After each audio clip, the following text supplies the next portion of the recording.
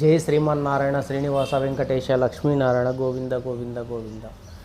స్వామి, ప్రతి ఒక్కరూ కొద్దిగా ఆలోచన చేయండి. కొద్దిగా చెప్పే విషయాల్ని కొద్దిగా శ్రద్ధగా వినండి దయచేసి. ఎందుకు చెప్తానంటే, ఒక కారణం లేనిది, నాకు ఒక ప్రూఫ్ లేనిది 100కి 90% మాట్లాడను. 1%లో ఏదన్నా మిస్టేక్ అయితే మాత్రం దాన్ని నేను ముందే చెప్తాను, ముందే ఒప్పుకుంటున్నా. ప్రజెంట్ విషయం ఏమంటే, ఇప్పుడు ప్రతి ఒక్కరికి తెలియచేసేది, మనం ఒక రామాయణం గురించి తెలుసుకోమని చాలాసార్లు చెప్పినాను, ఒక మహాభారతం గురించి తెలుసుకోమని చాలాసార్లు చెప్పినాను, ఒక భగవద్గీత గురించి తెలుసుకోమని చాలాసార్లు చెప్పినాను. ఇప్పుడు ఇవి తెలుసుకున్న తర్వాత ఇంకొక ఇంపార్టెంట్ విషయాన్ని ప్రతి ఒక్కరూ మన సాంప్రదాయపరంగా ఖచ్చితంగా తెలుసుకోవాల్సిన విషయం అది. దాన్ని నెగ్లెక్ట్ చేయటానికి లేదు. ప్రతి ఒక్కరూ అర్థం చేసుకోండి ఈ విషయాన్ని. ఎందుకు చెప్తానంటే, చాలా చాలా చాలా ఇంపార్టెంట్ విషయం ఇది. దీన్ని ఎట్టి పరిస్థితిలో కూడా మనం ఖచ్చితంగా తెలుసుకోవాలి ఈ విషయం. ఎందుకంటే దీని గురించి కొద్దిగా ఆలోచిస్తే వాస్తవం కొద్దిగా తెలిసేదానికి కొద్దిగా టైం పడవచ్చు, లేదని లేదు. కానీ కొన్ని వాస్తవాలు జనాలు తెలుసుకునే కూడా కొద్దిగా టైం పడుతుంది, అర్థం చేసుకునే కూడా కొద్దిగా టైం పడుతుంది. నేను ఎందుకు చెప్తానంటే, ఈ విషయము ఒక ప్రూఫ్. ఏమా ప్రూఫ్ అంటే, చెప్పినాను కదా, ఒక రామాయణం, మహాభారతం, భగవద్గీత ఖచ్చితంగా చదువుకోవాలా, ప్రతి ఒక్కరు తెలుసుకోవాలా. దాంట్లో ఉండేదాన్ని బట్టి మన పరిస్థితులేమి, మన విధానాలేమి మన పిల్లలకు మనము నేర్పించాలా, తెలిపించాలా. ఇంకొక విషయం ఏమంటే, ఇప్పుడు ఇవన్నిటితో పాటు పోతులూరి వీరబ్రహ్మం గారి చరిత్ర ఖచ్చితంగా పిల్లోళ్ళతో సహా, పెద్దోళ్ళతో సహా, ముసలోళ్ళతో సహా ప్రతి ఒక్కరూ, ఈ భూమిపైన పుట్టిన ప్రతి ఒక్కరూ ఈ సాంప్రదాయాల గురించి తెలుసుకునే అవసరం చాలా చాలా చాలా ఉంది. ఎందుకు ఈ విషయం గురించి నేను ఇంతగా చెప్తానంటే, ప్రతిసారి ఏదన్నా ఒక విషయం వచ్చినప్పుడు, అది జరిగినప్పుడు దాన్ని మనం ఏం చేస్తాం, ఏం ఆలోచిస్తామంటే, అబ్బా ఆ రోజు స్వామి పోతులూరి వీరబ్రహ్మం గారు చెప్పిండ్రి, దానికోసం మనం ఇది చేసినాము. ఇప్పుడు మళ్ళా ఒక్కొక్క రకంగా వాళ్ళు చెప్తానే ఉంటారు. ఇది ఇంకొకరు చెప్పినారు, దాని నుంచి జరిగింది, దీని నుంచి జరిగింది. ఓకే, దాన్ని లేదని లేదు, వాళ్ళు చెప్పుకొని. కాకుండా పోతే నేను చెప్పే విషయం చాలా ఇంపార్టెంట్ ఏమంటే, ఎక్కడి నుంచి ఎక్కడ తిరిగినా, ఎక్కడి నుంచి ఎక్కడికి వచ్చినా కూడా ఒక పోతులూరి వీరబ్రహ్మ గారి దగ్గరికి అది చరిత్ర తిరిగి అక్కడ రావాల్సిందే. ఎందుకంటే ఆ మహానుభావుడు రాసిన ఆ పత్రాలపైన రాసిన అటువంటి చరిత్ర ఏమేమి జరుగుతుంది, ఏమేమి లేదు అనేది ఆయన అప్పట్లోనే 100 సంవత్సరాల కిందటే ఆయన రాసి పెట్టేసినాడు. ప్రజల్లో ఏమేమి మార్పులు వస్తాయి, ఏమేమి పరిస్థితులు వస్తాయి, ప్రజలకు ఎటువంటి కష్టాలు వస్తాయి, ఎటువంటి ఇబ్బందులు వస్తాయి, ఎలా వస్తాయి, ఎందుకు వస్తాయి, ప్రతి ఒక్కటి. ఒక్క కరోనా గురించి కూడా మహానుభావుడు ఆల్రెడీ చెప్పినాడు. అనే కోడి లాంటి ఒక వ్యాధి వస్తుంది, లెక్కలేనంత మంది చనిపోతారు అని. అలాగే భూకంపాలు వస్తాయని ఒకప్పట్లోనే చెప్పినాడు స్వామి. ప్రతి ఒక్క విషయము గురించి కూడా చెప్పినాడు స్వామి. కాకపోతే ఇప్పుడు చాలామంది మన దేశంలో ఎక్కువగా సాంప్రదాయంగా కానీ, ఒక విధానంగా కానీ, ఒక పద్ధతి కానీ ప్రతి ఒక్కరూ ఆలోచన చేసేది, తెలుసుకునేది ఏమన్నా ఉందంటే, మన ఎక్కడ తిరిగి నువ్వు చుట్టూ తిరిగి ఏం తిరిగినా కూడా లాస్ట్కి మన ఇండియాకి రావాల్సిందే. చరిత్రలు ఎక్కడన్నా ఎక్కువ ఉన్నాయి అంటే, ఎక్కడెక్కడ పెద్ద దేవస్థానాలు ఉంటాయి అక్కడ ఆల్రెడీ చరిత్ర జరిగింటేనే ఒక పెద్ద దేవస్థానం అయి ఉంటుంది. ఇప్పుడు శ్రీకృష్ణుడు ద్వారక నీటిలో ఉంది, దానికి ఒక చరిత్ర ఉంది. బాగా ఆలోచించండి. ప్రతి ఒక్క విషయం గురించి కూడా. ఈరోజు ఒక రాముడి దేవస్థానం కట్టినారు, దానికి ఒక చరిత్ర ఉంది. ఇంకోటి ఒక లేపాక్షి ఉంది, దానికి ఒక చరిత్ర ఉంది. ఒక పెనుగొండ ఉంది, దానికి ఒక చరిత్ర ఉంది. ఇది అది అని కాదు, చెప్పుకుంటే కోట్లాది కోట్లు ఉన్నాయి ఇటువంటి పేర్లతో చెప్పుకోవాలంటే. ముఖ్య విషయం నేనేం చెప్తానంటే, వీరబ్రహ్మం గారు చెప్పిన విషయంలో ప్రతి ఒక్కటి 100కి 100 పాళ్ళు జరుగుతూనే ఉన్నాయి. దాన్ని మీరు గమనిస్తాండలేదు. ఏ రోజన్నా కూడా మనం ఇంతవరకు ఒక భూకంపాలు చూసినాం, లేదంటే ఎక్కువ వర్షాలు చూసినాం. కానీ ఖాళీ 2 వారాలు 14 రోజులు 10 నుంచి 14 రోజుల్లో 900 సార్లు భూకంపం వచ్చిందంటే ఒక జపాన్లో. కొద్దిగా ఆలోచన చేయండి ఇట్లా విషయాల గురించి, కొద్దిగా మైండ్ పెట్టి ఆలోచన చేయండి. ఎక్కడ ఏం జరుగుతుంది, ఎక్కడ ఎలా జరుగుతుంది, ఎప్పుడు జరుగుతుంది ఇవన్నీ జరిగేలేదు, ఇవంతా సాధ్యం కాదు అని చెప్పేసి చాలామంది మాట్లాడతారు. జరిగినప్పుడు మాత్రం నోరు మెదపరు. కో అనేసి కోడి లాంటి రోగం వచ్చి జనాలు 1 కోటి మంది పోతారు అని చెప్పినాడు ఆ మహానుభావుడు. అప్పుడు ఏమన్నారంటే, అవన్నీ సాధ్యం కాని పనివి, అవన్నీ చూడలేనివన్నీ. 2020 అందరూ చూసేసినారు దీన్ని, ఊహించిండలేదు ఎవరు. ఇప్పుడు మళ్ళా 5 ఏళ్ళు జరుగుతుంది దానిపైన. ఇప్పుడు మళ్ళీ ఇంకొకటి స్టార్ట్ అయింది. జపాన్ ఈ పొద్దు అల్లాడిపోతుంది పాపం. ఏమంటే భూమిపైన నీతి ఉండల్లా, మానవ జలంలో కొంచెం సంస్కారం ఉండల్లా, కొంచెం పద్ధతి ఉండల్లా, కొంచెం మానవత్వం ఉండల్లా. ఇది ప్రతి విషయానికి ప్రతిసారి నేను ప్రతి ఒక్కరికి చెప్తాను. ఎందుకు చెప్తానంటే, స్వార్థం వదిలేయండి,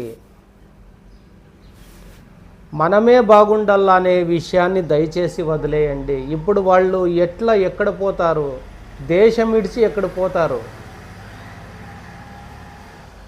ఆ పరవళ్ళు తొక్కుతాంది ఆ గంగమ్మ తల్లి. ఇప్పుడు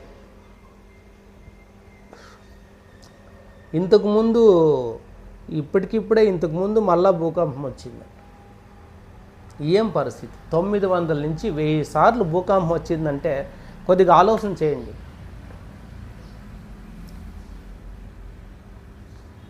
దేవుడు దైవము అనే దానికోసం నెగ్లెక్ట్గా మాట్లాడే వాళ్ళు చాలామంది ఉన్నారు.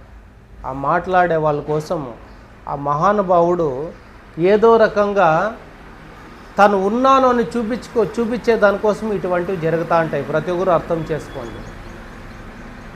అంటే చాలామంది ఏమంటారంటే, ఒక కరోనా వచ్చినప్పుడు కూడా ఏమన్నారంటే, ఆడాడో ఉందిలే, అది ఇక్కడికి రాలేదు, చైనాలో ఉందిలే మనకేమి, అమెరికాలో ఉందిలే మనకేమి, ఇంకొక దగ్గర ఉందిలే మనకేమి, మళ్ళీ ఇండియాకు వచ్చిందంటే ఆడుంది కదా మనకేమి, హైదరాబాద్లో ఉంది మనకేమి, బొంబాయిలో ఉంది మనకేమి, బెంగళూరులో ఉంది మనకేమి, ఈ పొద్దు మన ఊరికి వచ్చింది, మనోళ్ళు కూడా పోయినారు, మరి మనకేమి అనలేదే ఆ మాట. మనకేమన్నప్పుడు అన్నీ మనకేమన్నోళ్ళు మన ఊర్లో వచ్చి మన ఇంటి దగ్గర మన చుట్టుపక్కల వాళ్ళు ఎవరన్నా కొంచెం ఇదైపోయినప్పుడు మనకేమి అని అనలేదే. అప్పటికి అర్థమై ఉంటుంది, మనకేమో అనే లోపల అర్థమై ఉంటుంది. కొన్ని విషయాలు మహానుభావుడు ఎంతవరకు చూస్తాడో అంతవరకు చూస్తాడు. సమయం వచ్చినప్పుడు ఎవరిది శాశ్వతం లేదు. ఉన్నంత వరకు ఎప్పుడు ఉంటామో ఎప్పుడు పోతామో ఈ భవిష్యత్తులో ఈ జీవితంలో ఏది కూడా గ్యారంటీ లేదు. ప్రతి వీడియోకి నేను అదే చెప్పేది. ఈరోజు చెప్పేవాడు ఉంటాడు, రేపు పొద్దున్నే చెప్పేవాడు పోతాడు. ఈరోజు వినేవాడు ఉంటాడు, రేపు పొద్దున్నే వినేవాడు పోతాడు, వినుకున్నోడు పోతాడు. కానీ నేనేం చెప్తానంటే, సాధ్యమైనంత మన జీవితంలో మనమంటూ ఒక ట్రాక్ ఉండాలా, ఒక నీతి అనే ట్రాక్ ఉండాలా, మంచి అనే ట్రాక్ ఉండాలా, మహానుభావుని నమ్మాలా, దేవుని నమ్మాలా, దేవుని పూజించాలా, దేవుని గురించి తెలుసుకోవాలా. ఆ మహానుభావుని సేవలో ఏమన్నా పుట్టుకని పోతా పోతా కూడా స్వామి నీ సేవలో ఉన్నాను స్వామి నేను అనే దానికన్నా కనీసం అక్కడికి పోయిన తర్వాత అన్నా ఈ మనిషి ఆ రోజు నా సేవలో ఉన్నాడు అనే ఆ మహానుభావుని దగ్గర ఒక గుర్తింపు అన్నా ఉంటుంది. నువ్వేం చేసినా వెళ్ళిపోయేది ఖాయమే. పోతా పోతా కొద్దిగా పుణ్యం తీసుకొని పోండి. మనం ఏం చేసినా నిలబడ్డాం. ఏ రకంగా పోతామో ఎట్లా పోతామో తెలియదు, కానీ దేవుడు అనే ఒక నమ్మకం తీసుకోండి. ఒక భగవద్గీత అనే ఒక దాన్ని చదవండి, మహాభారతం అనే దాన్ని చదవండి, ఒక రామాయణం అనేది చదవండి. ఇప్పుడు పోతులూరి వీరబ్రహ్మయ్య గారి చరిత్ర చదవండి.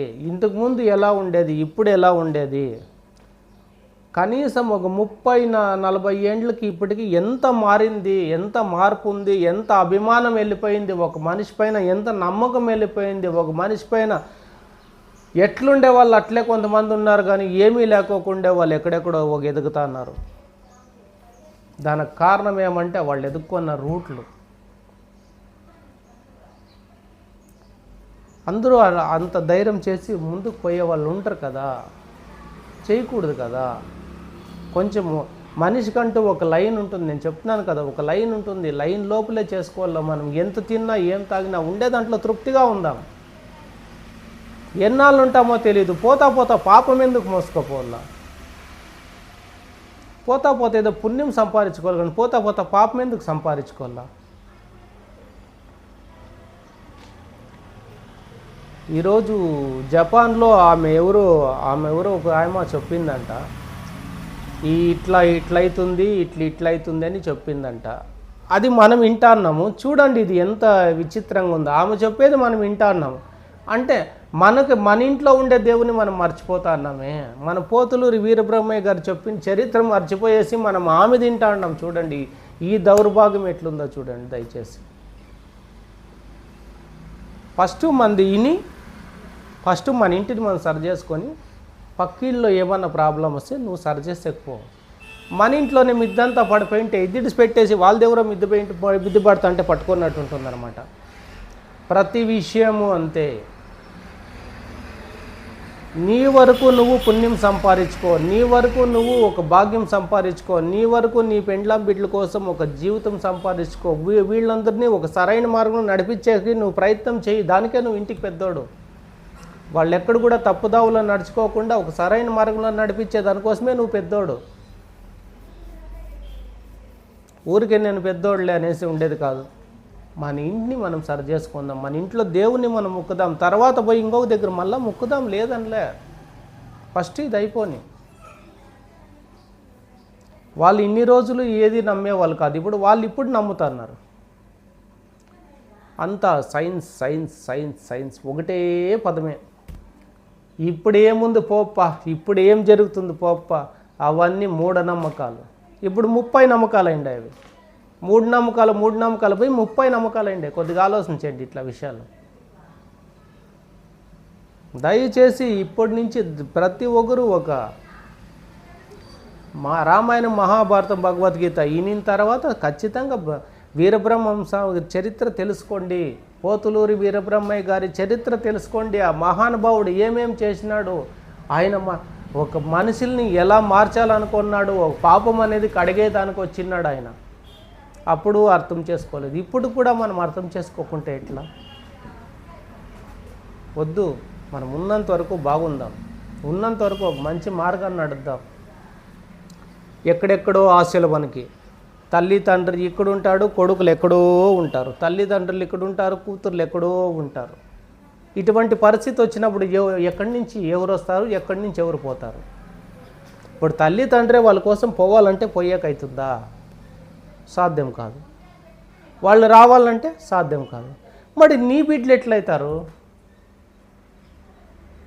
ఇట్లా పరిస్థితి వచ్చినప్పుడు నీ బిడ్డలు నీ దగ్గరికి రాకుండా అంటే మనం పడే ఆశలు అలా ఉంటాయి.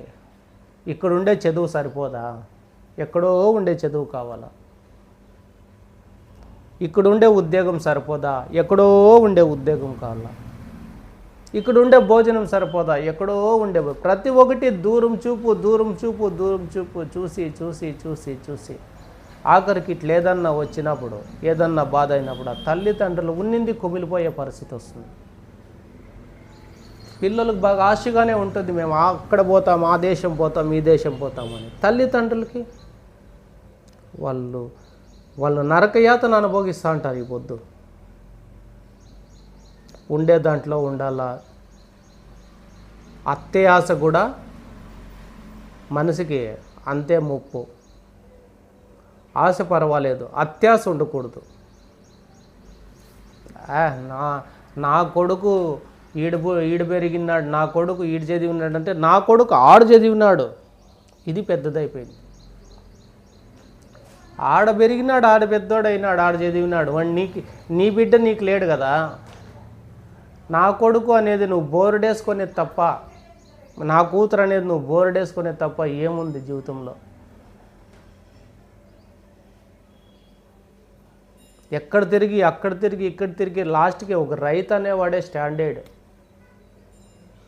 భూమి పైన ఏమి లేకున్నా పర్వాలేదు, ఒక భోజనం ఖచ్చితంగా ఉండాలి. ఆ భోజనం పండించేవాడే, ఆ అన్నం పండించేవాడే ఒక రైతు. తర్వాతే నెక్స్ట్ అన్ని. కానీ అన్నంపై సంపాదిస్తాడు, భోజనం సంపాదిస్తాడు, తల్లిదండ్రులు చూసుకుంటాడు, భార్య బిడ్డలు చూసుకుంటాడు ఒక రైతు. ఇంతమందిని చూసుకుంటాడు, ఒకే కుటుంబంలో ఉంటారు, ఒకే ఇంట్లోనే ఉంటారు, కానీ ఆరోగ్యపరంగా బాగుంటారు. ఆర్థికంగా డబ్బుతో పెద్ద అవసరం ఉండదు. రైతుకు పెద్ద డబ్బుతో ఏం అవసరం ఉంటుంది? ఏదో కొన్ని కార్యాలు చేసేటప్పుడు అవసరం ఉంటుంది. అప్పట్లో అయితే ఈ కార్యాలు కూడా లేవు. ఏదో ఇంట్లో ఉండే ధాన్యంతోనే రవంత బ్యాళ్ళు వేసో, రవంత బ్యాళ్ళు వేసేది, తర్వాత రవంత బెల్లం వేసేది, రవంత పిండి కలిపితే అయిపోయా, లేదంటే ఒక రవ్వ కలిపితే అయిపోయా, అదే తీపు. కొంచెం అన్నము, కొంచెం కూరాకేసి పప్పు వేసి చేస్తే అయిపోయా. ఎవరైనా చేసిందే తినిపోతాంట ఆ కాలంలో. ఈ పొద్దంతా రెడీమేడ్. ఏ పరిస్థితికి వచ్చింది ఈరోజు చూడండి, ఆలోచన చేయండి ప్రతి ఒక్కరు దయచేసి. అదే నేను చెప్పేది, ప్రతి ఒక్కరికి అర్థం చేసుకోండి.